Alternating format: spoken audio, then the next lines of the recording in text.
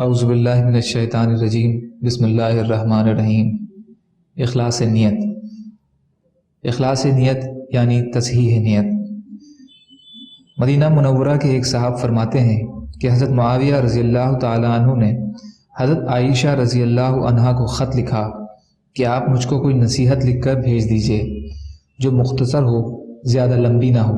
حضرت عائشہ رضی اللہ عنہا نے سلام مسنون اور حمد و صلات کے بعد لکھا، میں نے رسول اللہ صلی اللہ علیہ وسلم کو یہ ارشاد فرماتے ہوئے سنا، جو شخص اللہ تعالیٰ کی خوشنودی کی تلاش میں لوگوں کی ناراضگی سے بے فکر ہو کر لگا رہا، اللہ تعالیٰ لوگوں کی ناراضگی کے نقصان سے اس کی کفایت فرما دیں گے، اور جو شخص اللہ کی ناراضگی سے بے فکر ہو کر لوگوں کو خوش کرنے میں لگا رہا، اللہ تعالیٰ اسے لوگوں کے حوالے کر دیں گے۔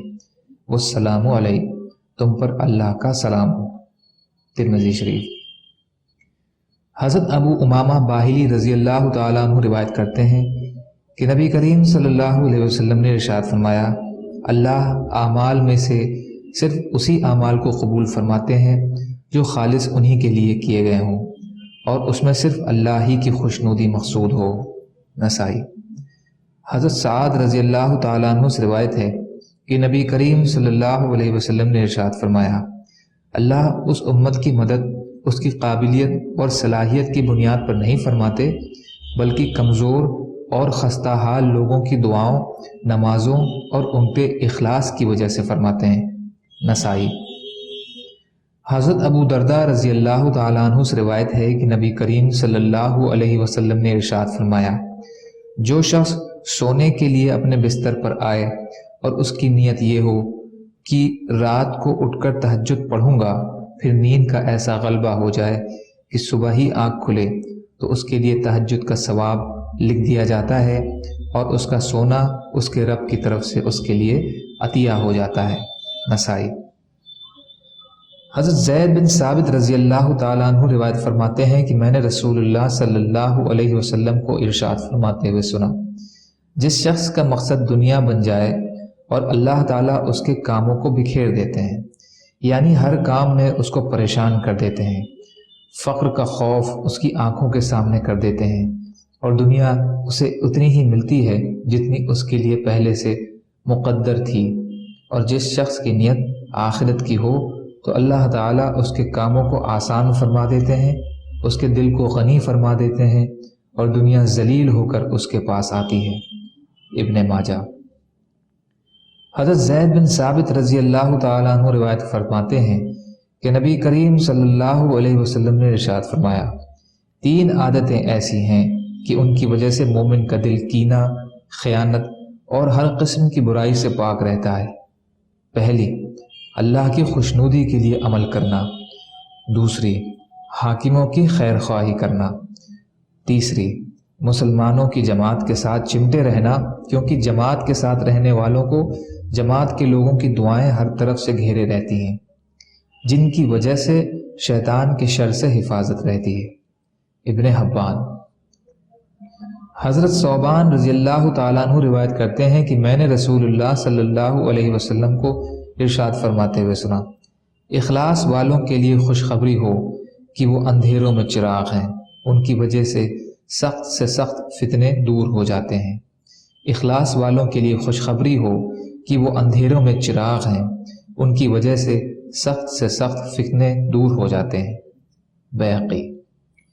قبیلہ اسلم کے حضرت ابو فراس رحمۃ اللہ علیہ فرماتے ہیں کہ ایک شخص نے پکار کر پوچھا، یا رسول اللہ، ایمان کیا ہے؟ آپ صلی اللہ علیہ وسلم نے ارشاد فرمایا، ایمان اخلاص ہے۔ بیہقی۔ حضرت ابو امامہ رضی اللہ تعالیٰ عنہ رسول اللہ صلی اللہ علیہ وسلم کا ارشاد نقل کرتے ہیں، پوشیدہ طور پر صدقہ کرنا اللہ کے غصے کو ٹھنڈا کرتا ہے۔ پوشیدہ طور پر صدقہ کرنا اللہ کے غصے کو ٹھنڈا کرنا ہے۔ طبرانی مجمع الزوائد۔ حضرت ابو ذر رضی اللہ تعالیٰ عنہ سے روایت ہے کہ رسول اللہ صلی اللہ علیہ وسلم سے دریافت کیا گیا، ایسے شخص کے بارے میں فرمائیے جو نیک عمل کرتا ہے اور اس کی وجہ سے لوگ اس کی تعریف کرتے ہیں، کیا اسے نیک عمل کرنے کا ثواب ملے گا؟ لوگوں کا اس کی تعریف کرنا ریاکاری میں داخل تو نہیں ہوگا؟ آپ صلی اللہ علیہ وسلم نے ارشاد فرمایا یہ تو مومن کو جلد ملنے والی بشارت ہے۔ مسلم شریف۔ فائدہ: حدیث شریف کا مطلب یہ ہے کہ ایک بشارت تو وہ ہے جو آخرت میں ملے گی، اور ایک بشارت یہ ہے کہ جو دنیا میں مل گئی کہ لوگوں نے اس کی تعریف کی۔ یہ اس صورت میں ہے جب اس کی نیت عمل سے محض اللہ کی خوشنودی ہی ہو، تعریف کرانا مقصود نہ ہو۔ ام المومنین حضرت عائشہ رضی اللہ عنہا بیان کرتی ہیں کہ میں نے رسول اللہ صلی اللہ علیہ وسلم سے آیت کا مطلب دریافت کیا جس میں اللہ کا ارشاد ہے اور جو لوگ دیتے ہیں جو کچھ بھی دیتے ہیں اور اس پر بھی ان کے دل ڈرتے رہتے ہیں۔ حضرت عائشہ رضی اللہ عنہا نے عرض کیا کیا اس آیت میں وہ لوگ مراد ہیں جو شراب پیتے ہیں اور چوری کرتے ہیں؟ یعنی کیا ان کا ڈرنا گناہوں کے ارتکاب کی وجہ سے ہے؟ نبی صلی اللہ علیہ وسلم نے فرمایا صدیق کی بیٹی یہ مراد نہیں ہے، بلکہ آیت کریمہ میں ان لوگوں کا ذکر ہے جو روزہ رکھنے اور نماز پڑھنے والے اور صدقہ و خیرات کرنے والے ہیں اور اس بات سے ڈرتے ہیں کہ کسی خرابی کی وجہ سے ان کے نیک عمل قبول نہ ہو۔ یہی وہ لوگ ہیں جو دوڑ دوڑ کر بھلائیاں حاصل کر رہے ہیں اور یہی لوگ ہیں ان بھلائیوں کی طرف بڑھ جانے والے ہیں۔ ترمذی۔ حضرت سعد رضی اللہ تعالیٰ عنہ فرماتے ہیں کہ رسول اللہ صلی اللہ علیہ وسلم کو یہ ارشاد فرماتے ہوئے سنا اللہ تعالیٰ پرہیزگار مخلوق سے بے نیاز گمنام بندے کو پسند فرماتے ہیں۔ اللہ تعالیٰ پرہیزگار مخلوق سے بے نیاز گمنام بندے کو پسند فرماتے ہیں۔ مسلم شریف۔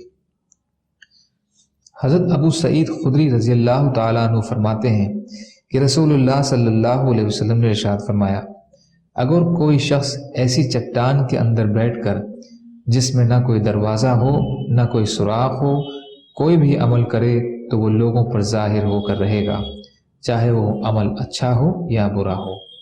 بہقی۔ فائدہ: جب ہر قسم کا عمل خود ظاہر ہو کر رہے گا تو پھر دینی عمل میں لگنے والے کو ریاکاری کی نیت کر کے اپنا عمل برباد کرنے سے کیا فائدہ، اور کسی برے کو اپنی برائی کے چھپانے سے کیا فائدہ؟ دونوں کی شہرت ہو کر رہے گی۔ ترجمان السنہ۔ حضرت مان بن یزید رضی اللہ تعالیٰ عنہ فرماتے ہیں کہ میرے والد حضرت یزید رضی اللہ تعالیٰ عنہ نے کچھ دینار صدقے کی نیت سے نکالے اور انہیں مسجد میں ایک آدمی کے پاس رکھ دیا تاکہ وہ آدمی کسی ضرورت مند کو دے دے۔ میں مسجد میں آیا اور میں ضرورت مند تھا، اس لیے میں نے اس آدمی سے وہ دینار لے لیے اور گھر لے آیا۔ والد صاحب نے فرمایا اللہ کی قسم تمہیں تو دینے کا میں نے ارادہ نہیں کیا تھا۔ میں اپنے والد کو نبی صلی اللہ علیہ وسلم کی خدمت میں لے آیا اور یہ معاملہ آپ کے سامنے پیش کر دیا۔ آپ نے فرمایا یزید جو تم نے صدقہ کی نیت کی تھی اس کا ثواب تمہیں مل گیا، اور مان جو تم نے لیا وہ تمہارا ہو گیا، تم اس سے اپنے استعمال میں لے آ سکتے ہو۔ بخاری شریف۔ حضرت طاؤس رحمۃ اللہ علیہ فرماتے ہیں کہ ایک صحابی نے عرض کیا یا رسول اللہ میں کبھی کبھی کسی نیک کام کے لیے کھڑا ہوتا ہوں اور میرا ارادہ اس سے اللہ کی رضا ہوتی ہے اور اس کے ساتھ دل میں یہ خواہش بھی ہوتی ہے کہ لوگ میرے عمل کو دیکھیں۔ آپ نے یہ سن کر خاموشی اختیار فرمائی یہاں تک کہ یہ آیت نازل ہوئی کہ جو شخص اپنے رب سے ملنے کی آرزو رکھتا ہے اور اس کا محبوب بننا چاہتا ہو تو اسے چاہیے کہ وہ نیک کام کرتا رہے اور اپنے رب کی عبادت میں کسی کو شریک نہ کرے۔ تفسیر ابن کثیر۔ فائدہ: اس آیت میں جس شرک سے منع کیا گیا ہے وہ ریاکاری ہے، اور اس بات سے بھی منع کیا گیا ہے کہ اگرچہ اللہ ہی کے لیے ہو مگر اس کے ساتھ اگر کوئی نفسانی غرض بھی شامل ہو تو یہ بھی ایک قسم کا شرک خفی ہے جو انسان کے عمل کو ضائع کر دیتا ہے۔ تفسیر ابن کثیر۔ بسم اللہ الرحمن الرحیم۔ اللہ کے وعدوں پر یقین کے ساتھ اور اجر انعام کے شوق میں عمل کرنا۔ نبی صلی اللہ علیہ وسلم کی حدیث ہے۔ حضرت عبداللہ بن عمرو رضی اللہ تعالیٰ عنہ سے روایت ہے کہ رسول کریم صلی اللہ علیہ وسلم نے ارشاد فرمایا 40 نیکیاں ہیں جن میں اعلیٰ درجہ کی نیکی یہ ہے کہ اپنی بکری کسی کو دے دے کہ وہ اس کے دودھ سے فائدہ اٹھا کر مالک کو واپس کر دے۔ پھر جو شخص ان میں سے کسی بات پر بھی اس عمل کے ثواب کی امید میں کہ اس پر جو اللہ کا وعدہ ہے اس پر یقین کے ساتھ عمل کرے گا، اللہ اس کی وجہ سے اس کو جنت میں داخل کر دیں گے۔ بخاری۔ فائدہ: رسول اللہ صلی اللہ علیہ وسلم نے 40 نیکیوں کی وضاحت بظاہر اس وجہ سے نہیں فرمائی کہ آدمی ہر نیکی کو یہ سمجھ کر کرنے لگے کہ شاید یہ نیکی بھی ان 40 میں شامل ہو جن کی فضیلت حدیث میں ذکر کی گئی ہے۔ مقصود یہ ہے کہ انسان ہر عمل کو ایمان اور احتساب کی صفت کے ساتھ کرے، یعنی اس عمل پر اللہ کے وعدوں کا یقین رکھتے ہوئے اور اس عمل پر بتائے گئے فضائل کے دھیان کے ساتھ کرے۔ فتح الباری۔ حضرت ابو ہریرہ رضی اللہ تعالیٰ عنہ روایت کرتے ہیں کہ رسول اللہ صلی اللہ علیہ وسلم نے ارشاد فرمایا، جو شخص اللہ کے وعدوں پر یقین کرتے ہوئے اور اس کے اجر و انعام کے شوق میں کسی مسلمان کے جنازے کے ساتھ جائے اور اس وقت تک جنازے کے ساتھ رہے جب تک کہ اس کی نماز جنازہ پڑھی جائے اور اس کے دفن سے فراغت ہو، وہ ثواب کے 2 قیرات لے کر واپس ہوگا، جن میں ہر قیرات گویا احد پہاڑ کے برابر ہوگا، اور جو شخص صرف نماز جنازہ پڑھ کر واپس آ جائے، دفن ہونے تک ساتھ نہ رہے، تو وہ ثواب کا 1 قیرات لے کر واپس ہوگا۔ بخاری شریف۔ فائدہ: قیرات درہم کا 12واں حصہ ہوتا ہے، چنانچہ اس زمانے میں مزدوروں کو ان کے کام کی اجرت قیرات کے حساب سے دی جاتی تھی، اس لیے رسول اللہ صلی اللہ علیہ وسلم نے بھی اس موقع پر قیرات کا لفظ ارشاد فرمایا، اور یہ بھی واضح فرما دیا کہ اس کو دنیا کا قیرات نہ سمجھا جائے، بلکہ یہ ثواب آخرت کے قیرات کا ہوگا، جو دنیا کے قیرات کے مقابلے میں اتنا بڑا ہوگا جتنا احد پہاڑ اس کے مقابلے میں بڑا اور عظیم الشان ہے۔ معارف الحدیث۔ حضرت ابو درداء رضی اللہ تعالیٰ عنہ روایت کرتے ہیں کہ میں نے رسول اللہ صلی اللہ علیہ وسلم کو یہ ارشاد فرماتے ہوئے سنا، اللہ نے حضرت عیسیٰ علیہ السلام سے فرمایا، عیسیٰ، میں تمہارے بعد ایسی امت بھیجنے والا ہوں، جب انہیں کوئی پسندیدہ چیز یعنی نعمت اور راحت ملے گی تو وہ اس پر اللہ کا شکر ادا کریں گے، اور جب انہیں کوئی ناگوار چیز یعنی مصیبت اور تکلیف پہنچے گی تو اس کے برداشت کرنے پر جو اللہ نے ثواب کے وعدے فرمائے ہیں ان کی امید رکھیں گے اور صبر کریں گے، جبکہ ان میں نہ حلم یعنی نرمی اور برداشت ہوگی اور نہ علم ہوگا۔ حضرت عیسیٰ رضی اللہ علیہ السلام نے عرض کیا کہ اے میرے رب، جب ان میں حلم اور علم نہیں ہوگا تو ان کے لیے صبر اور ثواب کی امید رکھنا کیسے ممکن ہوگا؟ اللہ نے ارشاد فرمایا، میں ان کو اپنے حلم میں سے حلم اور اپنے علم میں سے علم دوں گا۔ مستدرک حاکم۔ حضرت ابو امامہ رضی اللہ تعالیٰ عنہ روایت کرتے ہیں کہ رسول اللہ صلی اللہ علیہ وسلم نے ایک حدیث قدسی بیان کرتے ہوئے ارشاد فرمایا، آدم کے بیٹے، اگر تو کسی چیز کے چلے جانے پر پہلی مرتبہ میں ہی صبر کرے اور ثواب کی امید رکھے تو میں تیرے لیے جنت سے کم بدلے پر راضی نہیں ہوں گا۔ ابن ماجہ۔ حضرت ابو مسعود رضی اللہ تعالیٰ عنہ روایت کرتے ہیں کہ رسول اللہ صلی اللہ علیہ وسلم نے ارشاد فرمایا، جب آدمی اپنے گھر والوں پر ثواب کی نیت سے خرچ کرتا ہے، اس خرچ کرنے سے اس کو صدقے کا ثواب ملتا ہے۔ جب آدمی اپنے گھر والوں پر ثواب کی نیت سے خرچ کرتا ہے، اس خرچ کرنے سے اس کو صدقے کا ثواب ملتا ہے۔ بخاری شریف۔ حضرت سعد بن ابی وقاص رضی اللہ عنہ روایت کرتے ہیں کہ رسول اللہ صلی اللہ علیہ وسلم نے ارشاد فرمایا، تم جو کچھ اللہ کو راضی کرنے کے لیے خرچ کرتے ہو تمہیں اس کا ضرور ثواب دیا جائے گا، یہاں تک کہ جو لقمہ تم اپنی بیوی کے منہ میں ڈالتے ہو اس پر بھی تمہیں ثواب ملے گا۔ بخاری شریف۔ حضرت اسامہ رضی اللہ تعالیٰ عنہ فرماتے ہیں کہ میں اور سعد، ابی بن کعب اور معاذ رضی اللہ عنہ رسول اللہ صلی اللہ علیہ وسلم کی خدمت میں حاضر تھے کہ آپ کی صاحبزادیوں میں سے کسی ایک کا قاصد یہ پیغام لے کر آیا کہ ان کا بچہ نزع کی حالت میں ہے۔ اس پر رسول اللہ صلی اللہ علیہ وسلم نے صاحبزادی کو کہلا بھیجا کہ اللہ ہی کے لیے ہے جو انہوں نے لے لیا اور اللہ ہی کا ہے جو انہوں نے عطا فرمایا ہے، اور اللہ کے یہاں ہر چیز کا وقت مقرر ہے، اس لیے وہ صبر کریں اور اس صدمہ اور اس صبر پر جو اللہ کے وعدے ہیں ان کی امید رکھیں۔ بخاری شریف۔ حضرت ابو ہریرہ رضی اللہ تعالیٰ عنہ روایت کرتے ہیں کہ رسول اللہ صلی اللہ علیہ وسلم نے انصار کی عورتوں سے ارشاد فرمایا، تم میں سے جس کے بھی 3 بچے مر جائیں اور وہ اس پر اللہ سے ثواب کی امید رکھے تو یقیناً وہ جنت میں داخل ہوگی۔ ان میں سے ایک عورت نے پوچھا، یا رسول اللہ، اگر 2 بچے مر جائیں؟ آپ صلی اللہ علیہ وسلم نے ارشاد فرمایا، اگر 2 بچے بھی مر جائیں تو بھی یہی ثواب ہوگا۔ مسلم شریف۔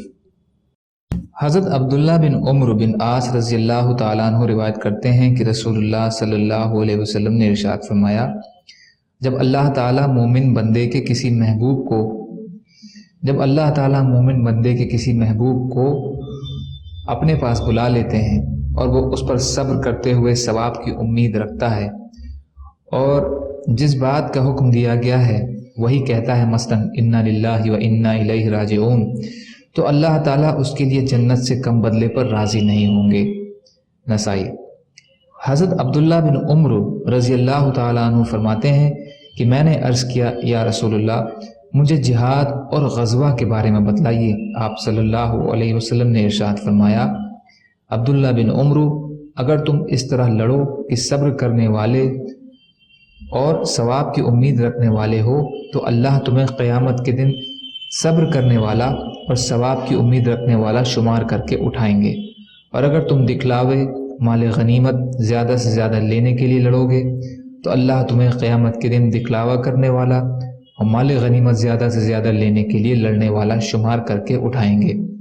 یعنی حشر کے میدان میں یہ اعلان کیا جائے گا کہ یہ شخص دکھلاوے اور زیادہ مال حاصل کرنے کے لیے لڑا تھا۔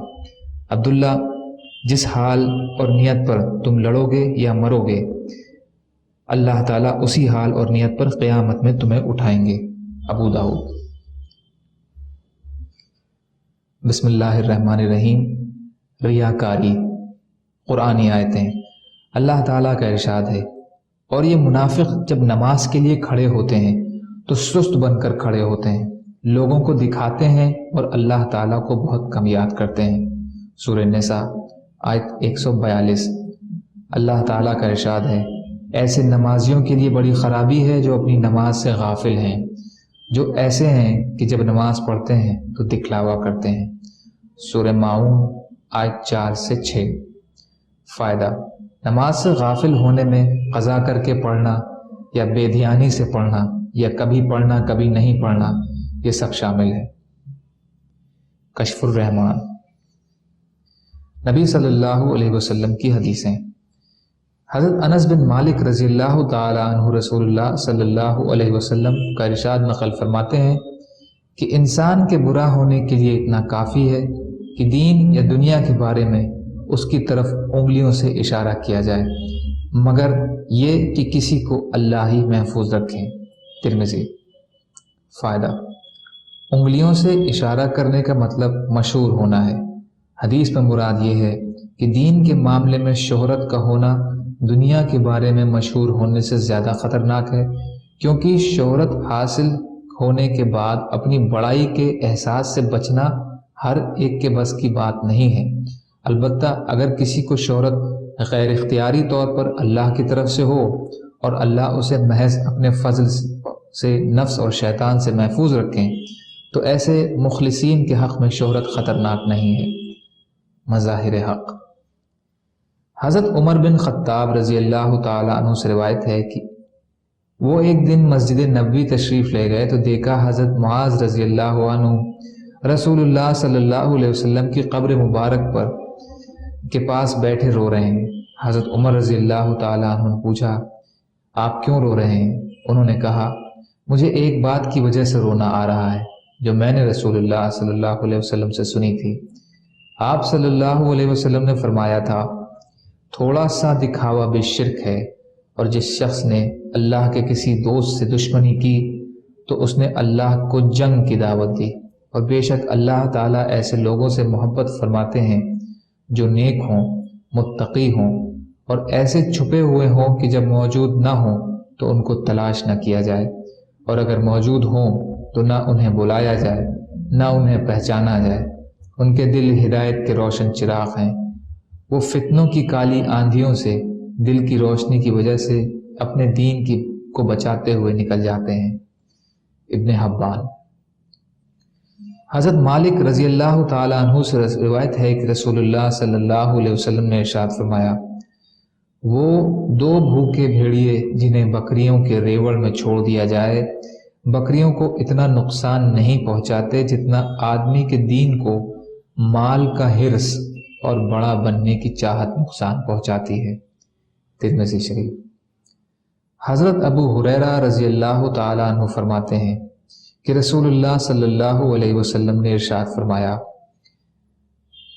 جو شخص دنیا پر فخر کرنے کے لیے، مالدار بننے کے لیے، نام و نمود کے لیے دنیا طلب کرے، اگرچہ حلال طریقے سے ہی، وہ اللہ کے سامنے اس حالت میں حاضر ہوگا کہ اللہ اس سے سخت ناراض ہوں گے۔ اور جو شخص دنیا حلال طریقے سے اس لیے حاصل کرے تاکہ اس کو دوسروں سے سوال نہ کرنا پڑے اور اپنے گھر والوں کے لیے روزی حاصل کر سکے اور اپنے پڑوسی کے ساتھ احسان کر سکے، تو وہ قیامت کے دن اللہ سے اس حال میں ملے گا کہ اس کا چہرہ 14ویں رات کی چاند کی طرح چمکتا ہوا ہوگا۔ بیہقی۔ حضرت حسن رحمۃ اللہ علیہ روایت کرتے ہیں کہ رسول اللہ صلی اللہ علیہ وسلم نے فرمایا، جو بندہ بیان یعنی وعظ و تقریر کرتا ہے تو اللہ ضرور اس سے اس بیان کے بارے میں پوچھیں گے کہ اس بیان کرنے سے اس کا کیا مقصد اور کیا نیت تھی۔ حضرت جعفر رحمۃ اللہ علیہ نے فرمایا کہ حضرت مالک بن دینار رحمۃ اللہ علیہ جب اس حدیث کو بیان فرماتے تو اس قدر روتے کہ ان کی آواز بند ہو جاتی، پھر فرماتے، لوگ سمجھتے ہیں کہ تمہارے سامنے بات کرنے سے میری آنکھیں ٹھنڈی ہوتی ہیں، یعنی میں بیان کرنے سے خوش ہوتا ہوں۔ مجھے معلوم ہے کہ اللہ تعالیٰ قیامت کے دن یقیناً مجھ سے پوچھیں گے کہ اس بیان کرنے سے تمہارا کیا مقصد تھا۔ بیہقی۔ حضرت ابن عباس رضی اللہ تعالیٰ عنہ سے روایت ہے کہ رسول اللہ صلی اللہ علیہ وسلم نے ارشاد فرمایا، جو شخص لوگوں کو خوش کرنے کے لیے اللہ کو ناراض کرتا ہے تو اللہ اس پر ناراض ہوتے ہیں اور ان لوگوں کو بھی ناراض کر دیتے ہیں جنہیں اللہ کو ناراض کر کے خوش کیا تھا، اور جو شخص اللہ کو خوش کرنے کے لیے لوگوں کو ناراض کرتا ہے تو اللہ اس سے خوش ہو جاتے ہیں اور ان لوگوں کو بھی خوش کر دیتے ہیں جن کو اللہ کے خوش کرنے کے لیے ناراض کیا تھا، یہاں تک کہ ان ناراض ہونے والے لوگوں کی نگاہ میں اس شخص کو اچھا فرما دیتے ہیں اور اس شخص کے قول اور عمل کو ان لوگوں کی نگاہ میں مزین کر دیتے ہیں۔ طبرانی، مجمع الزواہد۔ حضرت ابو ہریرہ رضی اللہ تعالیٰ عنہ فرماتے ہیں کہ میں نے رسول اللہ صلی اللہ علیہ وسلم کو یہ ارشاد فرماتے ہوئے سنا، قیامت کے دن سب سے پہلے جن کے خلاف فیصلہ کیا جائے گا ان میں ایک وہ شخص بھی ہوگا جو شہید ہو گیا ہوگا۔ یہ شخص اللہ کے سامنے لایا جائے گا، اللہ تعالیٰ اپنی اس نعمت کا اظہار فرمائیں گے جو اس پر کی گئی تھی، وہ اس کا اقرار کرے گا، پھر اللہ فرمائیں گے تو نے اس نعمت سے کیا کام لیا؟ وہ عرض کرے گا، میں نے آپ کی رضا کے لیے قتال کیا، یہاں تک کہ شہید کر دیا گیا۔ اللہ فرمائیں گے، جھوٹ بولتا ہے، تو نے جہاد اس لیے کیا تھا کہ لوگ بہادر کہیں، چنانچہ وہ کہا جا چکا۔ پھر اس کو حکم سنا دیا جائے گا اور وہ منہ کے بل گھسیٹ کر جہنم میں پھینک دیا جائے گا۔ دوسرا وہ شخص ہوگا جس نے علم دین سیکھا اور دوسروں کو سکھایا اور قرآن شریف پڑھا، اس کو اللہ کے سامنے لایا جائے گا، اللہ اس پر اپنی دی ہوئی نعمتوں کا اظہار فرمائیں گے اور وہ ان کا اقرار کرے گا، پھر اللہ تعالیٰ فرمائیں گے تو نے ان نعمتوں میں سے کیا کام لیا؟ وہ عرض کرے گا، میں نے تیری رضا کے لیے علم سیکھا اور دوسروں کو سکھایا اور تیری ہی رضا کے لیے قرآن شریف پڑھا۔ اللہ تعالیٰ فرمائیں گے، جھوٹ بولتا ہے، تو انہیں علم دین اس لیے سیکھا کہ لوگ عالم کہیں اور قرآن اس لیے پڑھا کہ لوگ قاری کہیں، چنانچہ وہ تو کہا جا چکا۔ پھر اس کو حکم سنا دیا جائے گا اور وہ منہ کے بل گھسیٹ کر جہنم میں پھینک دیا جائے گا۔ تیسرا شخص وہ مالدار ہوگا جس کو اللہ تعالیٰ نے دنیا میں بھرپور دولت دی ہوگی اور ہر قسم کی مال عطا فرمایا ہوگا، اس کو اللہ تعالیٰ کے سامنے لایا جائے گا۔ اللہ اس کو اپنی نعمتیں بتائیں گے اور وہ ان کا اقرار کرے گا۔ پھر اللہ تعالیٰ فرمائیں گے تو نے ان نعمتوں سے کیا کام لیا؟ وہ عرض کرے گا جن راستوں میں خرچ کرنا تجھے پسند ہے میں نے تیرا دیا ہوا مال ان سبھی میں تیری رضا کے لیے خرچ کیا تھا۔ اللہ تعالیٰ فرمائیں گے جھوٹ بولتا ہے، تو نے مال اس لیے خرچ کیا تھا کہ لوگ سخی کہیں، چنانچہ کہا جا چکا۔ پھر اس کو حکم دیا جائے گا کہ وہ منہ کے بل گھسیٹ کر جہنم میں پھینک دیا جائے گا۔ مسلم۔ حضرت ابو ہریرہ رضی اللہ عنہ سے روایت ہے کہ رسول اللہ صلی اللہ علیہ وسلم نے ارشاد فرمایا، جس نے وہ علم جو اللہ کی رضا کے لیے سیکھنا چاہیے تھا دنیا کا مال و متاع حاصل کرنے کے لیے سیکھا، وہ قیامت کے دن جنت کی خوشبو بھی نہیں سونگھ سکے گا۔ ابو داؤد۔ حضرت ابو ہریرہ رضی اللہ تعالیٰ عنہ فرماتے ہیں کہ رسول اللہ صلی اللہ علیہ وسلم نے ارشاد فرمایا، آخری زمانے میں کچھ ایسے لوگ ظاہر ہوں گے جو دین کی آڑ میں دنیا کا شکار کریں گے، بھیڑیوں کی نرم کھال کا لباس پہنیں گے تاکہ لوگ انہیں دنیا سے بے رغبت سمجھیں۔ ان کی زبانیں شکر سے زیادہ میٹھی ہوں گی مگر ان کے دل بھیڑیوں جیسے ہوں گے۔ ان کے بارے میں اللہ کا فرمان ہے، کیا یہ لوگ میرے ڈھیل دینے سے دھوکہ کھا رہے ہیں یا مجھ سے نیڈر ہو کر میرے مقابلے میں دلیل بن رہے ہیں؟ مجھے اپنی قسم کہ میں ان لوگوں میں انہی میں سے ایسا فتنہ کھڑا کروں گا جو ان کے عقل مند کو بھی حیران اور پریشان بنا کر چھوڑے گا، یعنی انہی لوگوں میں سے ایسے لوگوں کو مقرر کر دوں گا جو ان کو طرح طرح کے نقصان میں مبتلا کریں گے۔ ترمذی۔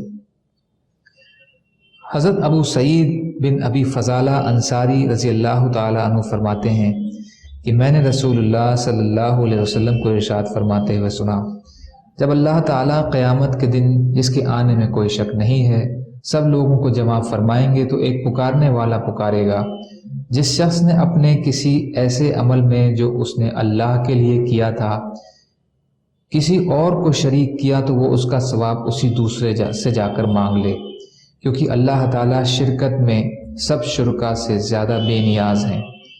ترمذی۔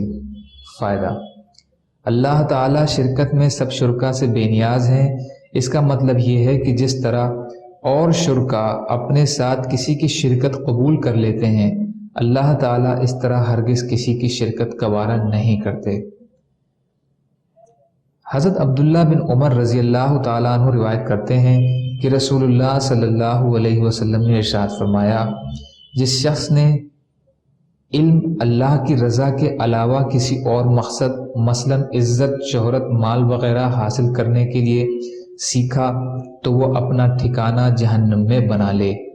جس شخص نے علم اللہ کی رضا کے علاوہ کسی اور مقصد مثلاً عزت، شہرت، مال وغیرہ حاصل کرنے کے لیے سیکھا تو وہ اپنا ٹھکانہ جہنم میں بنا لے۔